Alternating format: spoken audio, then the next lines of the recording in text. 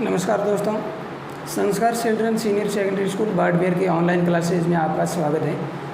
दोस्तों, मैं PR चौधरी आज अपने लिए नया प्रकरण लेकर के आया हूं, जिसका नाम है वाच्य परिवर्तन। दोस्तों, अपना ये वाच्य परिवर्तन जो प्रकरण है, इसका मतलब होता है वाच्य। वाच्य का मतलब है कि वाक्य के सही या शुद्ध बोलने के ढंग को वाच्य कहा जाता है, यानी एक तरीके से वाक्य को ही वाच्य कहा जाता है। और इसको परिवर्तन करने का मतलब है कि बदलना। और इससे संबंधित अपने बोर्ड परीक्षा में और वार्षिक और अर्धवार्षिक दोनों में 10वीं कक्षा की बात कर रहा हूँ, अर्धवार्षिक और वार्षिक दोनों में एक प्रश्न आएगा 3 नंबर का, जिसमें 3 वाक्य दिए होंगे और उन वाक्यों को बदलना है। और ये बदलने के लिए सिर्फ लट लकार में परिवर्तन करना है, लट लकार के अनुसार यानी वर्तमान काल के अनुसार इसको परिवर्तन करना है। तो अब जानिए अपने प्रकरण की ओर कि वाच्य क्या है, इसकी परिभाषा क्या है और कितने प्रकार के होते हैं और किस वाक्य को किस वाक्य में बदला जाता है। तो देखिए अपने प्रकरण की ओर। तो दोस्तों, वाच्य परिवर्तनम, वाच्य का मतलब है वाक्य, परिवर्तनम का मतलब है बदलना, यानी वाक्य को बदलना। अब वाक्य को किस में बदलना, तो देखिए, और इसकी क्या परिभाषा है, तो परिभाषा को समझ लीजिए। तो परिभाषा में हमने इस तरीके से लिखा है कि वाक्य में कर्ता, कर्म, क्रिया में से किसकी प्रधानता है, इस बात का बोध कराने की दशा को वाच्य कहते हैं। दोस्तों, जब एक वाक्य साधारण वाक्य लिखा हुआ है तो उस वाक्य में कर्ता, कर्म और क्रिया, इन तीनों में से किसकी प्रधानता है, यानी इन तीनों में से प्रधान वाक्य कौन सा है, कि कर्ता है, कर्म है या क्रिया है, तीनों में से वाक्य में प्रधान कौन है। तो इन तीनों में से किसी एक की प्रधानता का जो बोध कराता है उसको क्या कहा जाता है दोस्तों, वाच्य कहा जाता है। अब अगर वाच्य के भेदों की बात करें या वाच्य कितने प्रकार के होते हैं इसकी बात की जाए, तो दोस्तों वाच्य के 3 प्रकार होते हैं, यानी वाच्य के कितने भेद होते हैं, 3 भेद। कौन कौन से हैं, जिसमें पहला है कर्तृवाच्य, दूसरा है कर्मवाच्य और तीसरा है भाववाच्य।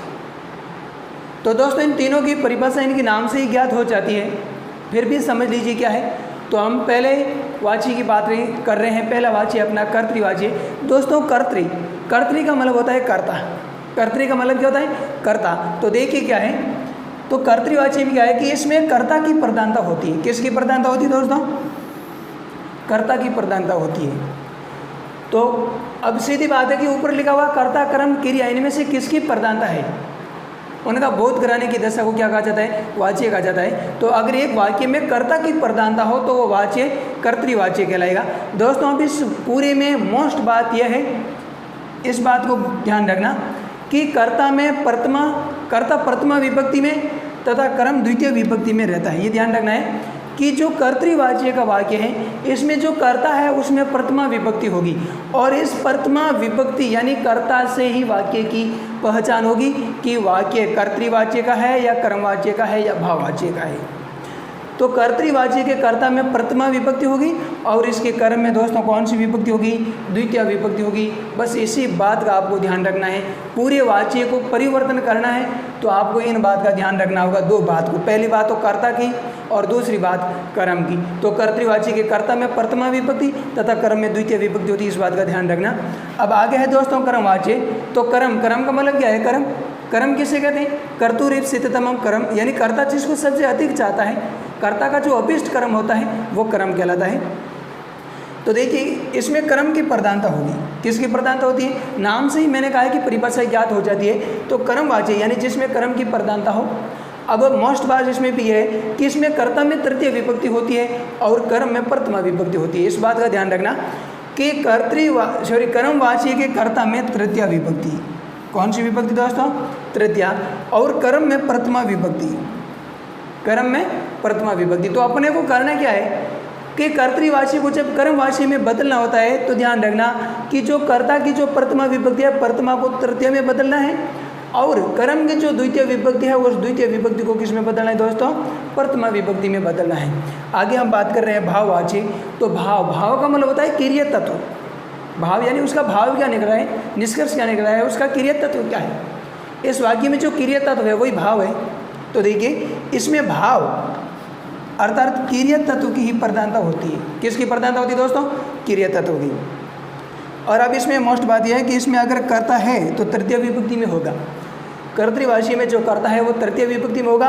और दोस्तों ध्यान रखना, इसमें कर्म नहीं होता है, भाववाच्य में कर्म नहीं होता है। तो ध्यान रखना कि आप कर्मवाच्य को भाववाच्य में नहीं बदल सकते हो और न ही भाववाच्य को कर्मवाच्य में बदल सकते हो। यानी कर्मवाच्य को भाववाच्य में नहीं बदल सकते हो और भाववाच्य को कर्मवाच्य में नहीं बदल सकते हो। भाववाच्य को आप कर्तृवाच्य में बदल सकते हो और कर्तृवाच्य को भाववाच्य में बदल सकते हो। कर्मवाच्य को कर्तृवाच्य में बदल सकते हो और कर्तृवाच्य को कर्मवाच्य में बदल सकते हो। तो दोस्तों इस तरीके से तीनों ये जो वाच्य है इनके भेदों की पहचान हो गई। अब हम बात करेंगे सबसे पहले कि कर्तृवाच्य से अगर कर्मवाच्य में बदलना है तो वाक्य को कैसे बदला जाएगा, तो उसको भी देख लीजिए। तो इसमें आपको इन बातों की जानकारी रखनी बहुत ही ज़रूरी है कि कर्ता में कौन सी विभक्ति होती है और कर्म में कौन सी विभक्ति होती है। और इसके अलावा दोस्तों आपको किसकी जानकारी होनी चाहिए, शब्द रूप और धातु रूप की जानकारी होनी चाहिए। इसलिए पहले मैंने आपको धातु रूप और शब्द रूप का अध्ययन करवाया है। वाच्य परिवर्तन सबसे अंत में इसलिए पढ़ाया जा रहा है ताकि कि पूर्व में हमने जिसका अध्ययन किया है उसकी जानकारी अपने पास है तो हम आसानी से इसको बदल सकते हैं। अब इसके अलावा मोस्ट बात वो है दोस्तों, मैं आपको बताता हूँ, उसको ध्यान में रखना कि हमेशा जब भी हम वाच्य को परिवर्तन करेंगे तो ध्यान रखना कि जो मूल धातु है उस मूल धातु के पीछे आपको यह जोड़ना है। क्यों जोड़ना है? क्योंकि इसमें ध्यान रखना कि धातु भले ही कैसी भी हो, वह भले परस्मैपदी हो या आत्मनेपदी हो, जब आप कर्तृवाच्य को कर्मवाच्य में बदल रहे हो तो उस धातु को हमेशा आत्मनेपदी में ही प्रयुक्त किया जाएगा। और आत्मनेपदी में प्रयुक्त करने के लिए मूल धातु के साथ में आपको यह जोड़ना होगा। और अगर उसको एक वचन में बनाना है तो यह के पीछे ते जोड़ देना, द्विवचन में बनाना है तो यह के साथ में ए और ते जोड़ देना, और बहुवचन में बनाना है तो यंते जोड़ देना। तो देखिए अपना पहला परिवर्तन क्या है, किस तरीके का है। तो पहला है कर्तृवाच्य से कर्मवाच्य में बदलना। तो दोस्तों अब इसमें बदलने के लिए आपको करना क्या पड़ेगा कि कर्तृवाच्य और कर्मवाच्य दोनों की जो परिभाषा मैंने पहले बताई थी वो आपको याद होनी चाहिए। परिभाषा का मतलब है कि कर्तृवाच्य के कर्ता में कौन सी विभक्ति है और कर्म में कौन सी विभक्ति है, कर्मवाच्य के कर्ता में कौन सी विभक्ति होती है और कर्मवाच्य के कर्म में कौन सी विभक्ति होती है। इन दोनों बातों का आपको ध्यान रखना बहुत बहुत जरूरी है। तो देखिए इनको बदलते समय में क्या करेंगे, तो कर्तृवाच्य से कर्मवाच्य में परिवर्तन करते समय अपने को ध्यान इस बात का रखना है कि कर्ता को तृतीय विभक्ति में, दोस्तों मोस्ट बात यही है, कर्ता को किस विभक्ति में, तृतीय विभक्ति में, और कर्म को प्रथमा विभक्ति में परिवर्तित करके क्रिया को किसके अनुसार लगाया जाता है, कर्म के अनुसार लगानी। दोस्तों ध्यान रखना क्योंकि हम वाच्य को किस में बदल रहे हैं, कर्मवाच्य में। जब आप कर्तृवाच्य के वाक्य को कर्मवाच्य में बदल रहे हो तो उसकी क्रिया किसके अनुसार लगाई जाएगी दोस्तों, कर्म के अनुसार लगाई जाएगी। तो अपने कर्तृवाच्य का पहला वाक्य क्या है, देखिए पहला वाक्य है सह पठति। तो दोस्तों इसमें कर्ता कौन है, स। तो इसमें कर्तृवाच्य के कर्ता में प्रथमा विभक्ति होती है और इसमें कर्म इस वाक्य में दिया हुआ नहीं है। तो स यानी प्रथमा विभक्ति को किस में बदलोगे, तृतीय विभक्ति में। दोस्तों मैं इधर बताता हूँ, आपको उसको ध्यान रखना, बस अपने को यही करना है कि अब इसमें जो कर्ता और कर्म, कर्तृवाच्य का जो कर्ता है उसमें होगी प्रथमा विभक्ति और कर्मवाच्य में जो कर्ता है उसमें कौन सी विभक्ति होगी दोस्तों। तो अब इसमें जो कर्ता प्रथमा विभक्ति में और कर्म है वो किस में होगा, द्वितीय विभक्ति में। तो आपको करना क्या है, यह कर्तृवाच्य की बात कर रहा हूँ, तो प्रथमा विभक्ति को आपको तृतीय विभक्ति में बदलना है और जो द्वितीय विभक्ति में कर्म है उसको प्रथमा विभक्ति में बदलना है। ये ध्यान रखना है कि कर्ता को प्रथमा से तृतीय में करना है और कर्म को द्वितीय से प्रथमा में करना है, ये इसी बात का ध्यान रखना है। तो कर्ता प्रथमा स है तो स तो ते तम तो तान तेन ताप्याम तई। जब मैंने आपको एतत् शब्द के रूप लिखवाए थे, तत् शब्द के रूप लिखवाए थे, तो वो आपको याद होने जरूरी है। तो स का क्या हो जाएगा, तेन हो जाएगा, और पठति का क्या हो जाएगा दोस्तों। अब ये ध्यान रखना कि जब भी आप कर्मवाच्य में वाच्य को बदल रहे हो तो उसमें जो धातु है वो भले परस्मैय की हो या आत्मनेय की हो, उसको आत्मनेपदी में ही लगाया जाएगा। और आत्मनेपदी में लगाने के लिए आपको क्या करना पड़ेगा, जो मूल धातु है उसके साथ में यह जोड़ देना, वो धातु आपकी आत्मनेपदी में बन जाएगी और कर्म के अनुसार पीछे लगा लेना। जैसे एक वचन है तो ते, द्विवचन है तो ये ते, बहुवचन है तो यंती। तो स पठति यानी वो पढ़ता है, अकेला एक वचन है तो हो जाएगा तेन पठ्यते, उसके द्वारा पढ़ा जाता है। अगला है अहम पठामि। तो दोस्तों अहम, अस्मत् शब्द प्रथमा विभक्ति एक वचन का है, जिसको तृतीय विभक्ति एक वचन में बदलेंगे तो हो जाएगा मया, और पठामि का हो जाएगा पठ्यते, क्योंकि वाच्य को किस में बदला है, कर्मवाची में। तो धातु जो हमेशा किसी की भी हो आत्मनेपदी में ही लगाई जाएगी। तो आगे देखिए क्या है, आगे है तीसरा वाक्य, वयम अयम बालकः पठति, अयम बालकः पठति यानी यह बालक पढ़ता है। तो अयम प्रथमा विभक्ति एक वचन का, इसका तृतीय विभक्ति हो जाएगा अनेन, क्या हो जाएगा दोस्तों, अनेन। और बालकः प्रथमा विभक्ति एक वचन का है, तो इसका भी क्या करना है, तृतीय विभक्ति एक वचन में। तो बालक का क्या हो जाएगा, बालकेन, और पठति का हो जाएगा पठ्यते। अब दोस्तों ध्यान रखना, अब इसमें अयम बालकेन दोनों में प्रथमा विभक्ति एक वचन है, तो इन दोनों को कर्मवाची में बदलते समय दोनों को तृतीय विभक्ति एक वचन में बदलना है। तो अयम का हो जाएगा अनेन और बालक का हो जाएगा बालकेन। आगे है अहम श्लोकम पठामि, मैं श्लोक पढ़ता हूँ। तो अहम करता है, श्लोकम कर्म है, और पठामि क्रिया है। तो कर्ता प्रथमा विभक्ति है, तो इसको किस में बदलोगे, तृतीय में। तो अहम का तृतीय हो जाएगा मया। अब कर्म है श्लोकम, तो इसमें द्वितीय विभक्ति है, द्वितीय विभक्ति को किस में बदलोगे, प्रथमा विभक्ति में। तो श्लोकम का क्या हो जाएगा, श्लोकः, और पठति पठामि का हो जाएगा पठ्यते, यानी मेरे द्वारा श्लोक पढ़ा जाता है। अगला है स गृहम गच्छति, वह घर जाता है।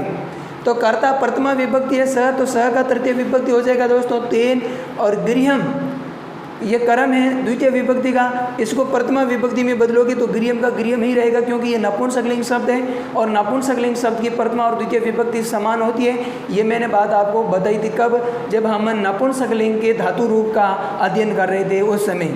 तो प्रथमा और द्वितीय विभक्ति नपुंसकलिंग की समान होती है। और आगे गच्छति का क्या हो जाएगा, गम्यते। गच्छति में मूल धातु क्या है, गम, गम के साथ में यह जोड़ दो, क्या बन जाएगा, गम्य, और एक वचन में बदलने के लिए क्या जोड़ना पड़ेगा, ते, और बन जाएगा गम्यते।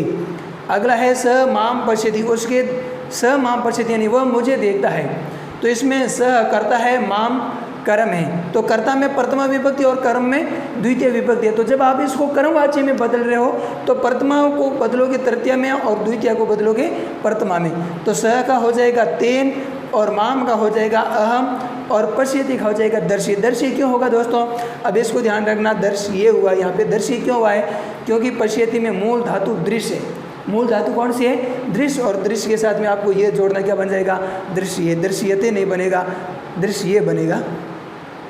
आगे है बालकः फलानि खादन्ति, बालकों के द्वारा फल खाए जाते हैं, या बालक फल खाते हैं। तो बालकः प्रथमा विभक्ति बहुवचन का है, तो इसको किस में बदलोगे, तृतीय विभक्ति बहुवचन में। तो हो जाएगा बालकहि। फलानि प्रथमा विभक्ति द्वितीय विभक्ति बहुवचन है, इसको प्रथमा विभक्ति बहुवचन में बदलोगे तो फलानी का फलानी ही रहेगा, और खादन्ति का क्या हो जाएगा, खाद्यते। क्या हो जाएगा दोस्तों, खाद्यते, क्योंकि खादन्ति में मूल धातु क्या है, खाद धातु है। तो इस तरीके से अपना कर्तृवाची से कर्मवाची में बदलने का प्रकरण पूरा हुआ। आगे हम बात करेंगे कर्तृवाची को, कर्मवाची को कर्तृवाची में अगर बदलना है, यानी इससे पहले तो हमने क्या पढ़ा है कि कर्तृवाची को कर्मवाची में बदला, और अब हम क्या पढ़ेंगे कि अगर कर्मवाची को कर्तृवाची में बदलना है तो क्या करना पड़ेगा। तो दोस्तों कुछ भी नहीं करना पड़ेगा, सिर्फ हमने जो पूर्व में पढ़ा है उसका विपरीत करना है, जो पहले पढ़ा उसका उल्टा कर लो। तो इसमें बदलते समय क्या है, आपको किस बात की जानकारी रखनी है, तो देखिए इसमें कर्ता को प्रथमा विभक्ति, बस ये ध्यान रखना है, कर्ता को किस में बदलना है, प्रथमा विभक्ति में, क्योंकि कर्तृवाची का कर्ता हमेशा प्रथमा विभक्ति में होता है, तथा कर्म को किस में बदलना है, जो प्रथमा विभक्ति में होता है उसको किस में बदलना है, द्वितीय विभक्ति में। और जो परिवर्तन करके कर्ता के अनुसार क्रिया लगाई जाएगी, और क्रिया किसके अनुसार लगाएगी, कर्ता के अनुसार। क्यों लगाई जाएगी, क्योंकि कर्मवाची को आप कर्तृवाची में बदल रहे हो, तो जिस वाची में परिवर्तन किया जाता है क्रिया हमेशा उसी के अनुसार लगाई जाएगी। जब कर्मवाची में बदल रहे हो तो क्रिया कर्म के अनुसार लगाई जाएगी, और कर्तृवाची में बदल रहे हो तो क्रिया कर्ता के अनुसार लगाई जाएगी। तो यानी इससे पूर्व हमने इसका उल्टा पढ़ा, और अब इसका उल्टा पढ़ेंगे। पहले पढ़ा था कर्तृ से कर्म, और अब पढ़ रहे हैं कर्म से कर्तृ। तो करना कुछ नहीं, सिर्फ उसका विपरीत करना है। तो इसमें पहला वाक्य है अस्माभिः गीतम गीयते, क्योंकि जब कर्मवाची में वाक्य बदला हुआ है तो दोस्तों क्रिया किसकी होगी, हमेशा पहले मैंने आपको बताई थी कि आत्मने के अनुसार, किसके अनुसार होगी, आत्मनेपदी धातु के अनुसार होगी। तो ये इसमें धातु है आत्मनेपदी धातु है दोस्तों, बस इस बात का ध्यान रखना है आपको। तो अब इसमें अपना पहला वाक्य क्या है, अस्माभिः गीतम गीयते, यानी हमारे द्वारा गीत गाए जाते हैं। तो अस्माभिः तृतीय विभक्ति बहुवचन का है, तो इसको बदलना है प्रथमा विभक्ति बहुवचन में। तो अस्माभिः का प्रथमा विभक्ति, इसमें मूल अस्मत् शब्द है, तो अस्मत् शब्द का प्रथमा विभक्ति बहुवचन में क्या होगा, वयम।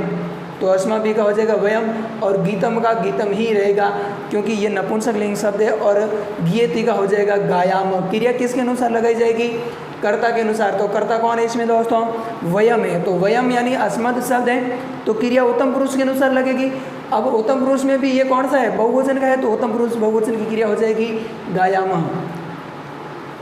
आगे है तेन दुग्धम पीयते, उसके द्वारा दूध पिया जाता है, तो क्या हो जाएगा, वह दूध पीता है। तो तेन तृतीय विभक्ति है, इसका प्रथमा विभक्ति हो जाएगा सह, दुग्धम का दुग्धम ही रहेगा, और पीयति का हो जाएगा पीबती, सह दुग्धम पीबती, वह दूध पीता है। रामेण रावण हन्यते, रामेण तृतीय विभक्ति है, रावण प्रथमा विभक्ति है, यानी ये कर्म है। तो तृतीय को बदलोगे प्रथमा में, और इस प्रथमा को बदलोगे द्वितीय में। तो रामेण का हो जाएगा राम, और रावण का हो जाएगा रावणम, और हन्यते का हो जाएगा हनति। राम रावणम हनति, राम रावण को मारता है। अगला है मया त्वम ताड़यसि, तो मया तृतीय विभक्ति है, इसको प्रथमा में बदलोगे तो क्या हो जाएगा, अहम। ये त्वम कर्म है, तो इसको क्या बदलोगे, प्रथमा है, तो द्वितीय में क्या हो जाएगा, त्वाम। ताड़यसे का हो जाएगा ताड़यामि, अहम त्वाम ताड़यामि। ताड़यामि क्यों आया, क्योंकि यहाँ पर अहम यानी अस्मद है, तो क्रिया उत्तम पुरुष के अनुसार ताड़यामि होगा। अगला वाक्य है आवाभ्याम विद्यालय गम्यते, यानी आवाभ्याम का मतलब है हम दोनों के द्वारा विद्यालय जाया जाता है। तो क्या हो जाएगा कि हम दोनों विद्यालय जाते हैं। तो आवाभ्याम तृतीय विभक्ति द्विवचन है, तो तृतीय विभक्ति द्विवचन को किस में बदलोगे दोस्तों, प्रथमा विभक्ति द्विवचन में। तो अहम आवाम, आवाभ्याम का क्या हो जाएगा, आवाम विद्यालय, प्रथमा विभक्ति है, तो द्वितीय क्या हो जाएगा, विद्यालयम, और गम्यते का हो जाएगा गचाव, क्योंकि क्रिया उत्तम पुरुष के अनुसार आई है। तो इस तरीके से अपना यह कर्मवाची से कर्तृवाची में बदलने का प्रकरण पूरा हुआ। और अगला अपना रहा है कर्तृवाची से भाववाची में बदलने के लिए। लेकिन ध्यान रखना दोस्तों, अपने परीक्षा में ज़्यादातर जो प्रश्न आएगा वो आएगा कर्तृवाच्य को कर्मवाच्य में बदलने का। अब इसमें ध्यान रखना कि लगभग 80% संभावना रहती है कर्तृवाची को कर्मवाची में बदलने की, प्रश्न आने की, इस तरीके का प्रश्न आएगा। और 20% संभावना रहती है कि कर्मवाची को कर्तृवाची में बदलेंगे।